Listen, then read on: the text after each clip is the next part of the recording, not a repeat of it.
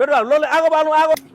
के गर्न आँट्नु भएको तपाईँहरूलाई बाटो नछाटो के को घर नछाड अब यहाँ बाटो गरी आगो लाग्यो भने देश ठप्प पारिन्छ अब यहाँ यो टायर बाल्न तपाईँलाई के फाइदा हुन्छ विरोध गरेको हामीले विरोध गर्ने यो शैली हो हेर्नुहोस् यति राम्रो पिच बाटो छ यो पिच बाटो कति हामीहरूले कर तिरेर कति पैसाले यो बाटो बनाएको अनि यो टायर बाल्नेपछि के हुन्छ बाटो बिग्रिँदैन खाल्डा खुल्डा हुँदैन भोलि एम्बुलेन्स आउनु पर्यो दमकल आउनु पर्यो तपाईँ हाम्रै छोराछोरी चाहिँ यो बाटोमा हिँड्छन् अनि उनीहरू यो खाल्डो परेको ठाउँमा अनि लडेर घाइते हुँदैनन् यो टायर बालेर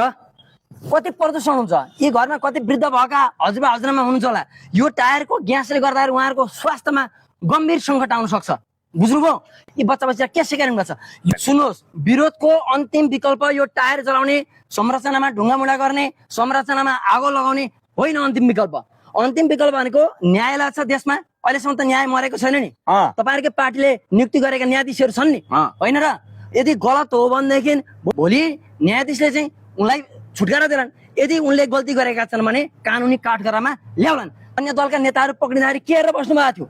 त्यतिखेर के भन्नुहुन्छ टायर बाल्न पाइँदैन सडकमा उत्रिन पाइँदैन नाराबाजी गर्न पाइँदैन सडकमा टायर बाल्न पाइँदैन सडक भनेको हाम्रो सम्पत्ति हो भनेर तपाईँहरूकै पार्टीले बोलेको होइन आज आएर तपाईँहरू यस्तो क्रियाकलापमा लाग्नुहुन्छ यो काम कदापि गर्न हुँदैन हेर्नुहोस् ल ठिकै छ अर्को तरिकाले विरोध गर्नुपर्छ टायर नबाल्नु टायर नबाल्नुहोस् शान्तिपूर्ण रूपमा गर्नुहोस् अन्याय पर्यो भने अदालतमा जाने हो कि टायर सार बालेर हुँदैन यो निकाल्नुहोस्